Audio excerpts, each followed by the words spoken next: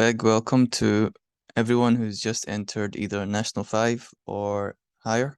Today I'm going to do a quick overview and introduction to one of the key texts which you're likely to be given this year, which is Assisi by MacCaig. What we're going to do is I'm going to basically tell you what is the poem about. Yeah, try and explain it to you. And I'm going to give you some key quotes, and I'm going to give you some sort of key questions that you can think about as you break down the poem in class and at home, yeah? Okay. Okay, so first thing, let's look at the poem. Okay, so first things first, the poem is Assisi by MacCaig, and the poem basically is about someone that is essentially homeless, essentially, and he's outside of a church, and the poem basically is like a snapshot of this homeless person outside a church being ignored by tourists and also being ignored by like the priest and the people who like run the church, basically. Okay, so the first thing that we're given about the homeless person is we're given a description of him, what he looks like physically. We're also given a title for him. He's called the Dwarf. So in terms of what he looks like physically, we're told that his hands are on backwards and he has tiny twisted legs. Essentially, that he is disabled. So the first thing to note about the beggar, the homeless person, is that he is disabled. Okay. Also, you should be writing this down, yeah. So don't just be watching me while you're eating a pot noodle or something, yeah. So the homeless person, the beggar, is disabled and he's outside of the church. He may look something like this, yeah, maybe. Don't know. I don't know who this person is. I just found them on the internet, yeah. All right. So he's outside a church, and the church would have looked something like this. Okay, this is just to give you some context. We're gonna look at the poem in a minute. So you have this homeless guy, you have this disabled homeless person, and he's outside a church that looks like this. And we're also told in the poem, so we're told the church is three-tiered and it's honor of St. Francis. So it looks something like this, big church.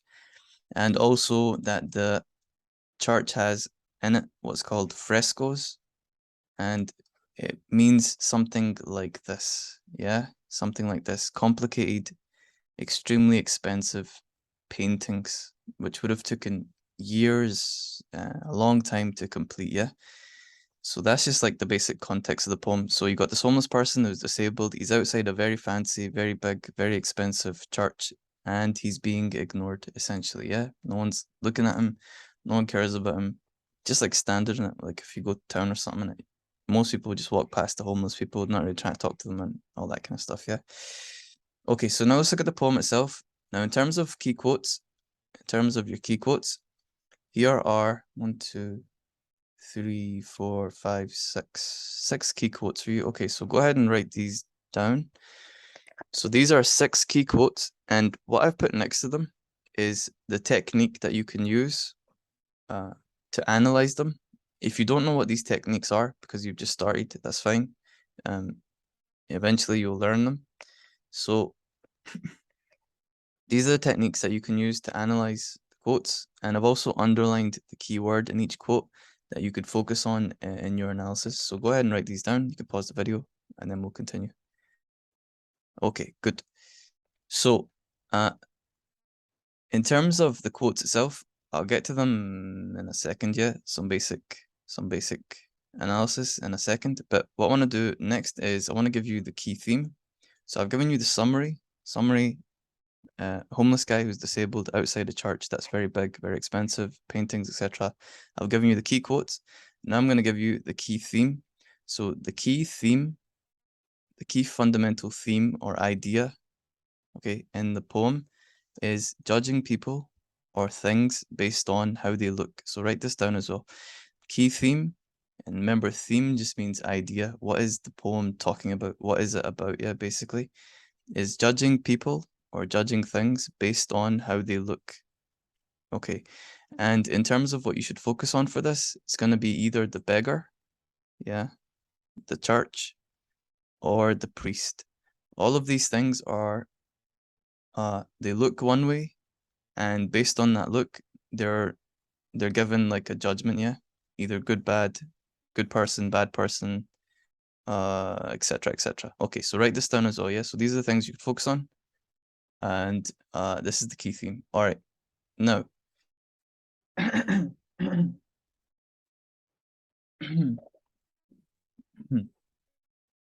Okay, so now let's very quickly just look at some of the quotes.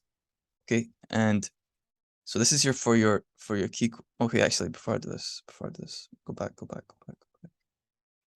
Okay. Okay, now the final thing in terms of big picture sort of analysis is key questions. So key questions to ask yourself, okay, in terms of this poem is, number one, are the people right to ignore the beggar? So are they correct in ignoring him? Does he deserve to be treated this way? So I guess those two are kind of connected.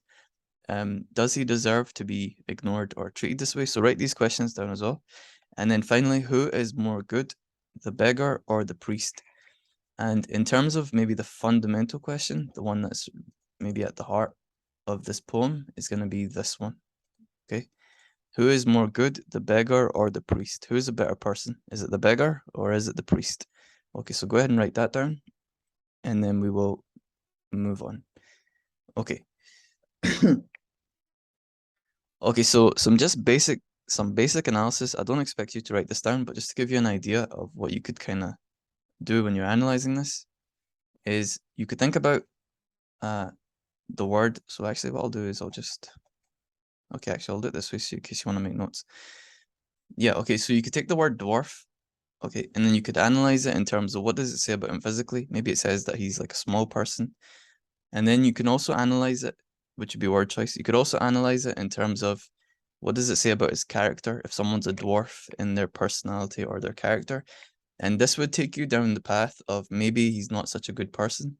Yeah, if he's a dwarf in his character, maybe he's dwarf meaning small, meaning less likely to do good, yeah, less likely to be able to do good. You could say like a dwarf in goodness. He's not like someone, like you would say, this person is a giant in character, yeah, meaning he's got a lot of good character. So this would be like the opposite. Okay, that's one thing. And then looking at some of the other stuff, some of the other things, tiny twisted legs, obviously that just indicates disability, twisted and so on. Also the word twisted could be about his character.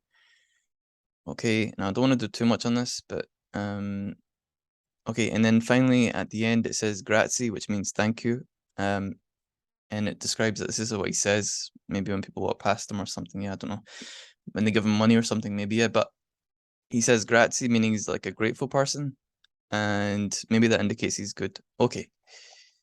No, just to finish off. So when you're thinking about this, maybe we can look at this key question here. When you're thinking about this poem, think about, a good way to think about it is think about homeless people today, in real life, yeah. So the homeless people that you've seen, think about them, because essentially this is about them, yeah. It's essentially about one of these people outside a church, yeah, a big church. Okay, so think about them. Now, when you're thinking about this question, who's more good? Is it the homeless person or is it the priest? Think about it in terms of, okay, the homeless person, is he good? Maybe he says thank you to people. He's I don't know, maybe he's disabled, so I guess that's not his fault. You're thinking about it in terms of responsibility. Yeah. Does he bear any responsibility for where he is? Or is it a lack of help? Is it because people aren't helping him that he's stuck where he is? Yeah. So think about that, and you could come up with your own answer. If you ask me, if you want me to give you some, I don't know, an answer or whatever, I would say it's 50-50. I would say that the homeless person, if he's disabled, whatever, obviously that's not his fault. But at the same time, I would say that if you speak to homeless people, which I have done, if you speak to them, they will themselves admit that maybe they've not made the best decisions. Maybe they've made certain decisions based on I don't know, like going through a hard time and they took a left turn or something, yeah. So some responsibility does definitely, if you ask me, does fall on the homeless guy himself. But obviously, if there's a church and it's got lots of money and stuff, some responsibility is there for us to help each other, yeah? Okay, anyway, that's just like a big sort of overview of the poem. An introduction, I should say, to the poem. What I'll do in future is I'll create something more detailed, looking through each of the lines and so on and so forth. When it comes maybe closer to exam season, I'll do that. Okay, just besides that, I have a sale running right now for my online school. So if you're interested in tutoring, if you're interested in getting tutoring for National 5 or higher, there's a sale running right now. All you need to do is just click on the link in the description. I'll probably pin it as well in the comments, and you can access that. You can book your slot, yeah? I've only got limited places, so book as soon as possible. Okay, if you have any questions, just drop it in the comments, yeah? All right, cool.